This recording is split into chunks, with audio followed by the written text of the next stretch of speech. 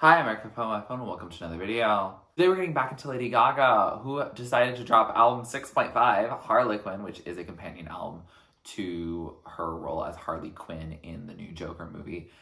A franchise I don't keep up with, and I don't keep up with a ton of Lady Gaga's acting roles. I am mainly here for the music, and I'm excited to see the music that has come about, that has been inspired by her acting career. I heard that this album is more on the jazz side rather than pop or rock, which I believe are the directions she's going with LG7, which is supposed to come out later this year. So that's very exciting that we were going to get two Gaga albums within a short span of each other. And so I'm excited for that, and we'll react to that when we get there. But I think anything Gaga really warrants a reaction, especially a full-length project like this one. So I'm excited to get into a nice little evening of jazz. It is dang near midnight as I am filming this. So let's just get into some good groovy vibes with the legend herself. Track number 1 is Good Morning. Ooh, nice little jazz introduction. One day you would have my heart. Ooh, romantic. Ooh, that drum. Oh, switching it up. You, hey. Come on, saxophone. So that was Good Morning, and what a little jazzy moment. Apparently, this was a reprised, almost cover. I think there is some changes in lyrics throughout this album, but it's not a strict covers album by any means. But it is heavily referencing Singing in the Rain from the early 1950s. And I really was feeling the 1950s. I felt like I was about to cozy up and watch an old Christmas classic like Rudolph the Red-Nosed Reindeer. It just really gave off an old-timey vintage feel that was pleasant. It does have some references to Harley Quinn, and I'm not going to necessarily get all the references because, again, I'm not a follower of the story in terms of the DC Comics, as well as just in terms of watching the movies. I'm not that big of a superhero in comics and that type of stuff.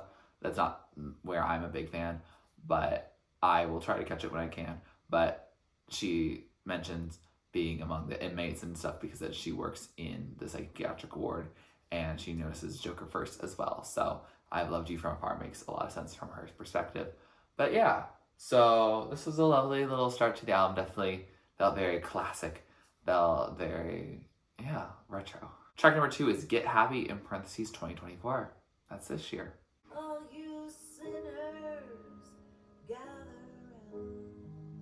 All you sinners gather around.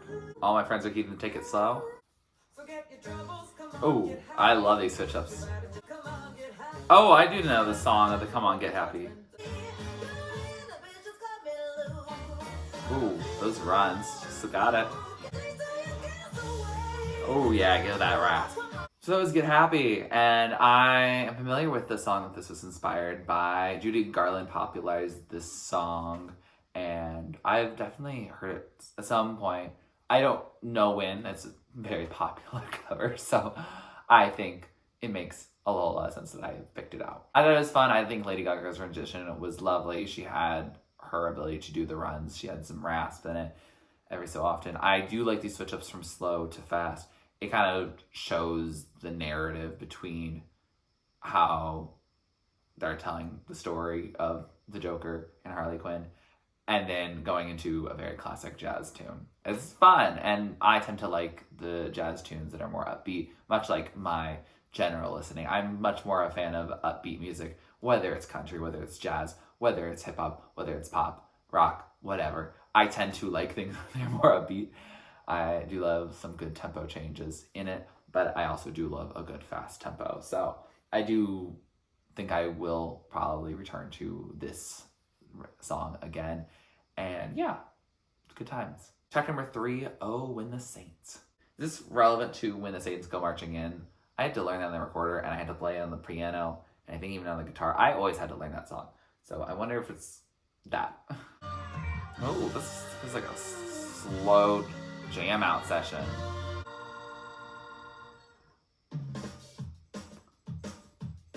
Oh, okay. Hey, I told you. Saints go marching in. Ooh, I want to play the drums on this. Why do I want to do like these moves? This kind of feels like I could play on the beach. Wait, it goes into I Talk to God? I do not know the whole lyrics of the song. This electric guitar is a good time. To be in the number. Ooh. Slow it down. Or where we're building. Period. So that was Oh and the Saints, and that was a fun time. Oh, that was my favorite so far, for sure. That feels like a fun, cool adult remix of a song I learned how to play on the recorder in 3rd grade. Now, I realized that the song originally was a Christian hymn. I didn't know that. I didn't read the book. I didn't see the movie. I grew up with 2 moms. So the idea that it was about Christianity and had something to do with that was not something I was thinking about. I was thinking Saints as the St. Paul, Minnesota minor league baseball team. That's where we're at. So I do find that fairly funny. That that is all I've thought about it. But hearing the alternate verses, because I only knew the Oh, when the Saints go marching in. I'm like, okay, I didn't think of Saints entirely in just a religious context. I thought of them as a sports team. I thought of them as other things. So I want to be in that number when the Saints go marching in. I didn't really understand what was going on. I think it's about wanting to go to heaven and be among the angels and to redeem oneself and all of that. It is not a Christian hymn that's putting people out of Christianity or saying that they're sinners or whatever.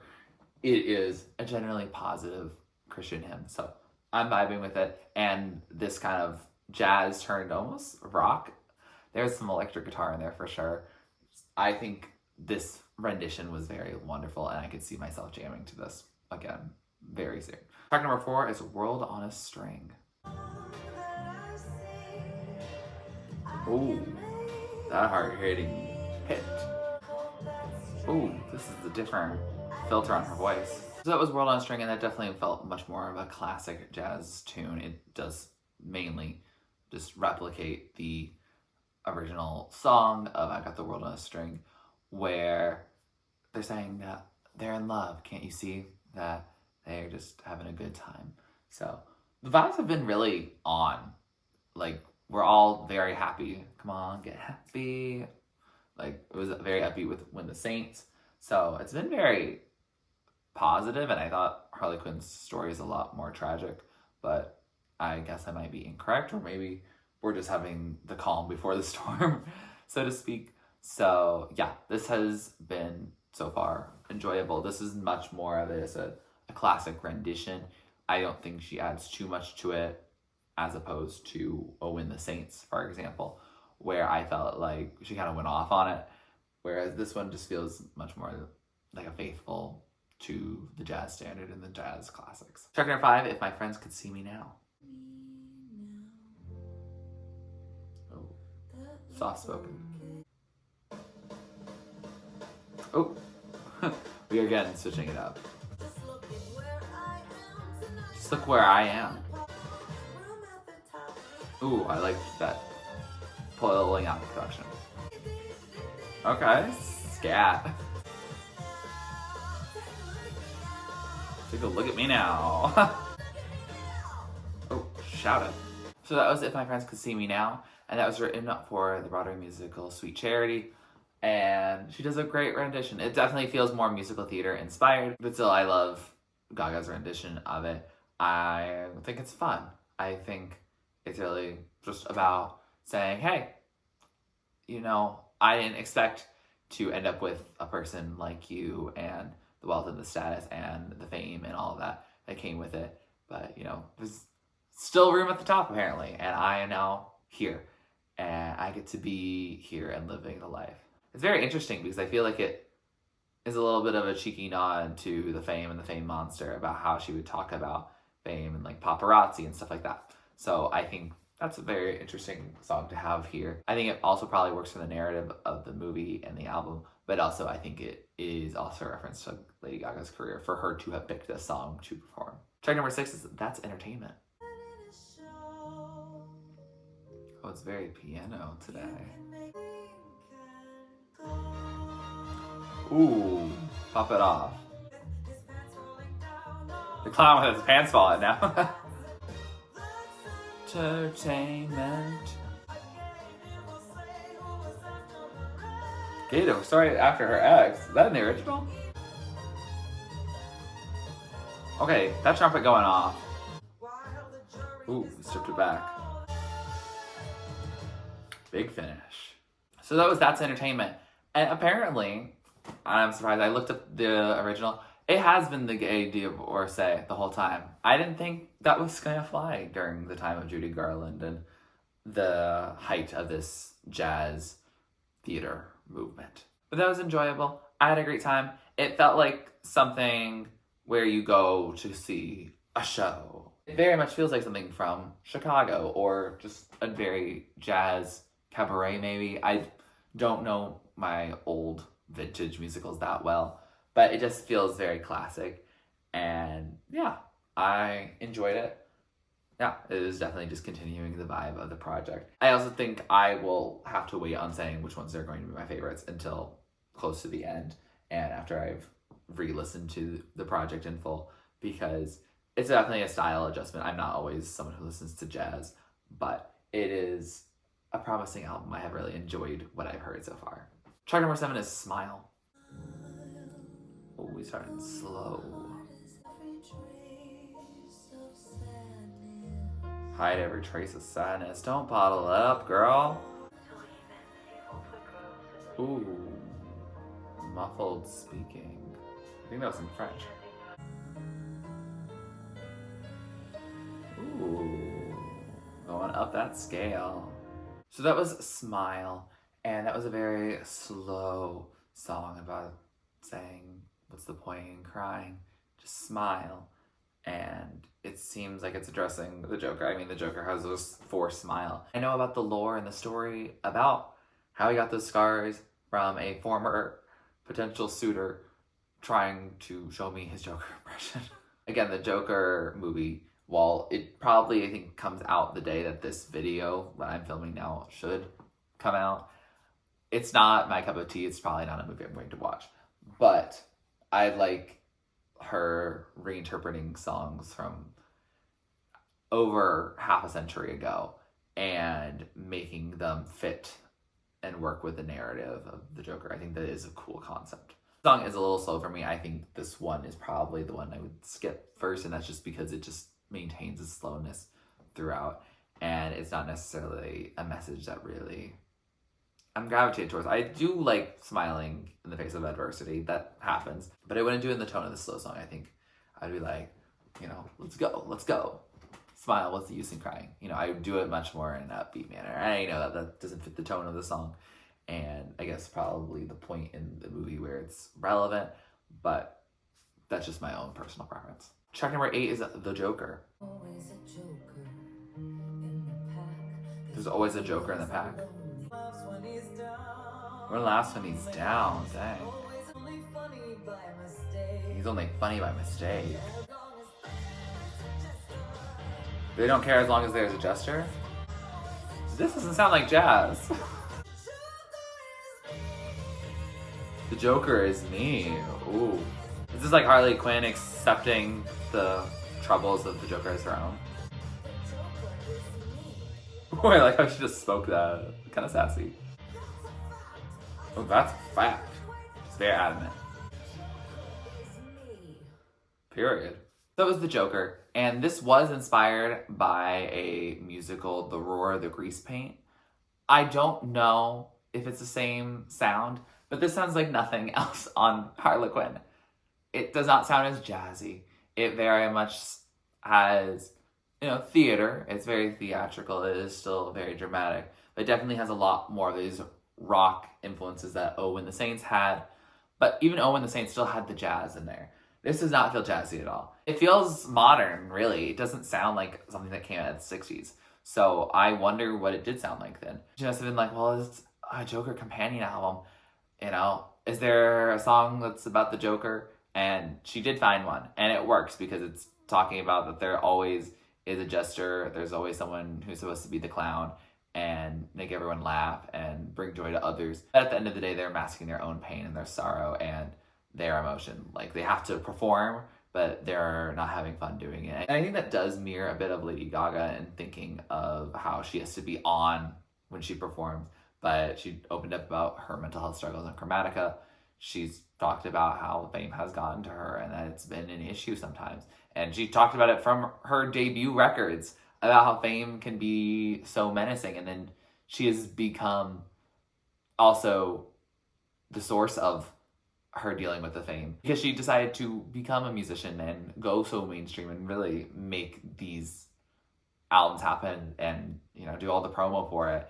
And while I respect her hustle, like, yeah, that's going to take a toll on you over time. And so I think it's interesting how this song allows us to blend the lines between Lady Gaga and Harlequin. And I think that's pretty cool to see that she is a bit method acting. I think this is definitely potentially a greater sense of where she might go. I've heard it could be a rock rather than a pop album. It could be both. Who knows?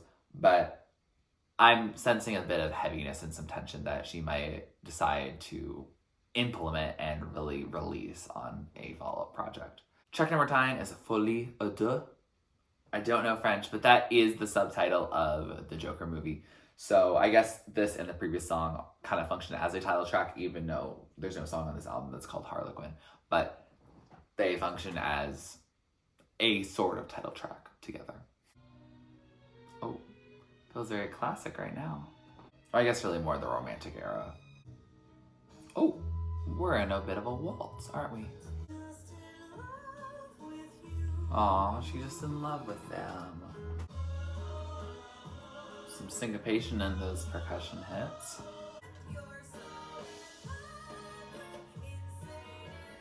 Oh, I like these cutoffs. They're fun. This Folie à Deux, and according to Genius Lyrics, it seems like this is actually an original song. It could have fooled me. This definitely sounds like it was pulled out of a classic, but it seems like it's showing the love story between Joker and Harley Quinn. Cool. This song felt like champagne to me. I have synesthesia, and the colors were just that like pink bubbly feeling, a little bit of gold, like white wine and champagne in the same night type of vibe. It was a waltzy vibe. Felt overall very vintagey, and yeah, I like what you did with it. And I think it fits perfectly in the album. I'm surprised that it doesn't have the classical references and the use of older songs to make it what it is. It does feel like it's out of a older time, but she has made it today. So I think that is impressive. And I still don't know what Folie à Deux means, so let me know. Track number 10 is Gonna Build a Mountain. Oh, we're still in 3/4. Let's go. This is still considered jazz. It feels a little different. Still like it, but it feels different. Ooh, I like how it cuts off. Okay, now we're in upbeat territory. Oh, it feels similar to When the Saints production. Oh, this feels like kicking in, what's it called, chorus line? Whatever the Rockettes are doing when they're doing those kicks at the end of their big show. I'm a big fan of this piano and the production around it right now. Ooh, hit that high note, girl. I was Gonna Build a Mountain. That sounds like it's also another original. Maybe the rest of this is just gonna be very originals. And that's kind of cool to switch it up and give us some modern takes on a genre that is definitely past its original heyday. It's definitely past its peak in popularity, but still has a lot to draw from and be inspired by today. So it's cool that she is making some works on her own. This felt production-wise a lot like Oh and the Saints, and I have no problem with that because it's still definitely a highlight for me on this album, so it's not a complaint at all. And I think this song kind of goes in a similar genre. I don't know if I would consider it jazz much, but it is adjacent to Oh and the Saints, so I guess if we're calling that jazz, then we can call that jazz as well. Seems like it's also about trying to get to heaven and, you know, put in work so that the good Lord takes notice and takes care of you. I don't know what it has to do with the movie at all, so I'm not even gonna talk about it because I don't know what to talk about. But I did overall enjoy it, and I could see myself playing this one again. Track number 11 is Close to You. Ooh, I already like this. They decided to create a dream come true. Oh, she's in love, love. Oh, I had almost a country twang at the end. So that was Close to You, and that felt like a mature take on a song like Stay Beautiful from Taylor Swift's debut album, where the person of interest has so many secret admirers that they don't know about, and they just all long to be close to them, but it is, you know, small signals of sharing how they want to be close, not giving a direct notice, not taking the initiative.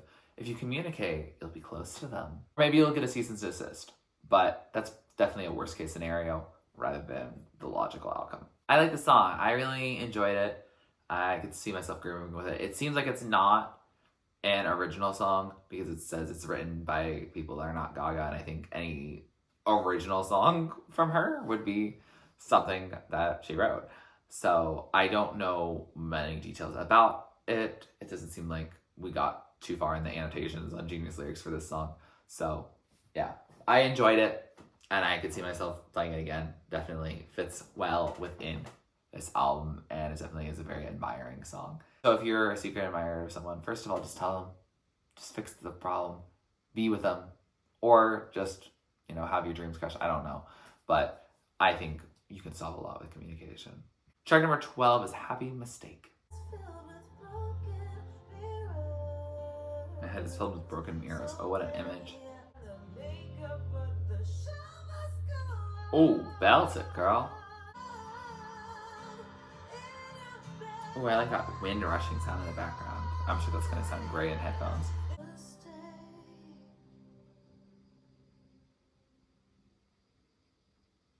Oh, ominous fog in the background. So that was Happy Mistake, and that is an original song. Apparently, just that and Folie are the only two ones that were made. Go to Build a Mountain just didn't have the good annotations, I assume. But this song apparently is a reflection of her music and that she's loved being an entertainer, but she is a broken girl, and that she is saying that a lot of her music is a reflection of that, and that it's portraits of a broken girl. That's not always served her well, but this is allowing her to heal and say, hey, if I can put these pieces together and make it into some music, it'll be a happy mistake.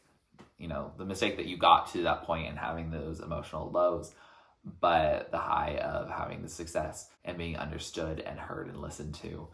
Something of that nature, I think, is where she's getting at with this song. I do see that the song is very emotional and I definitely feel for her. I don't know if I necessarily vibe to the song. It is on the slower, sad song. And I think I'm in my healed era and this is not really serving me too much right now. So I respect it and I think it makes sense. Within this album, I think it works sonically. I think it works lyrically. But I don't know if it's a song I'm going to actively hit play on. Track number 13, final track on this album, That's Life. That's life. Oh, bringing it back to classic jazz. Riding High in April, shot down in May. Ooh. Oh, she's back on top in June. She's already flying her next high point. What's the one thing she knows?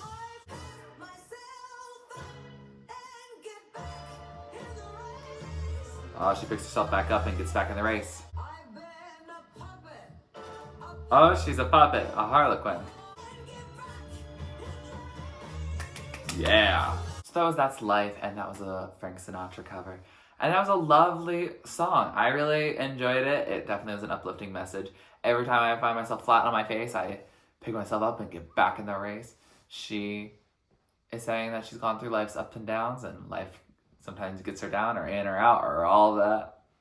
And she is still keeping it up because that's life. And you gotta keep moving, you gotta keep pushing. And I think kind of going with Happy Mistake, how she's tried not being an entertainer. She's tried taking breaks, but she always just loves performing and she loves being with fans and all of that. She does love fame, even though it does come at a price for her. And so I think this song and this cover was a very good choice for her, especially to end the album where we're still, again, blurring the lines between who is Gaga here? Who is Harlequin here? Who is the original here? Is there choices in that? And I think, again, very intentional, and I think that's very smart and witty of her. With that said, we have finished this album, and I have to say, I think this is probably the first basically jazz album that I have heard on my channel before, which is while I've listened to many jazz artists, not too many and not too often, but I have really enjoyed listening to works like Samara Joy, for example, or LaVey. I have liked hearing some of this vintage retro aesthetics, and I know that this is not Lady Gaga's first foray into it. I know she has those albums with Tony Bennett, rest in peace. This is her first solo project into it, which I know it's not in her main catalog of albums, it's still as a companion album, but I think it is very interesting, and I don't know how much Lady Gaga and Tony Bennett's collaborations have been original songs, how much of it has been songs that feel relevant specifically to Lady Gaga's image and public persona and personal life and all of that. I get a sense that this album could still be more parasocial than a cover album. And even though it is mainly covers, I think she's done some smart moves with it. I think she's made some songs her own. I think she's made smart moves in what seems like will be the plot of the movie. It seems like it also is relevant to her own personal life. It seems like even though it's mainly songs that have been written by completely other people who were making this music well before Lady Gaga was born, many of these people are probably not even alive anymore. It's really cool to see her bring them back to life in a very timely and timeless sense. I think she's made an album that brings us back to the past, but then still has some present sensibilities, like the Joker's production or Oh and the Saints production. That still bops, that still rocks, and there's some really cool moments on this project that I can see myself specifically returning to. I could also see this being an album that is played for a vibe. If you have a jazz cafe who plays recorded music, get ready for this project to be on full rotation. Yeah, this is an enjoyable listen. I think her promising an album that's not this has helped people who might be disappointed about a jazz record, but I mean, it's Gaga. She's been a talented, brilliant person before. She's shown clear interest in jazz. She's done jazz concerts before. I have a friend who's seen her in her jazz bag, so I applaud her for not feeling forced to just be one artist, that she can go into other ventures, not stay in a particular era, much like many artists are doing now, where they're celebrating a lot of different eras all at once because the fans are diverse and sometimes they also just like all of it. So it's really cool that she has felt comfortable making this album, and it's cool that she's taken this time to reflect on her craft, reflect on how she feels with her character. I know that she takes acting insanely seriously, and it's really cool to see that there's some music that has also come as a result of her acting ventures. With that said, here are some of my favorites at the top tier, the songs I love, the standouts, the ones I've been playing over and over again. Songs at the middle are songs I like, all of them to my playlist, but they might not be at the top of the top. Songs at the bottom are just not really my thing. Doesn't mean it's a bad song, doesn't mean it can't be your favorite song. It just means it's not for me, and that's okay. Most of these songs were written well before I was born, in some cases before my parents are born. I am pleased to still see Lady Gaga doing whatever the heck Lady Gaga wants to do. If you like this video, please like it, please comment down below what you'd like me to react to or do next on my channel. Please subscribe to the channel if you're not already and you'd like to be, and thanks for watching. This is TurtleStormer. Catch you later.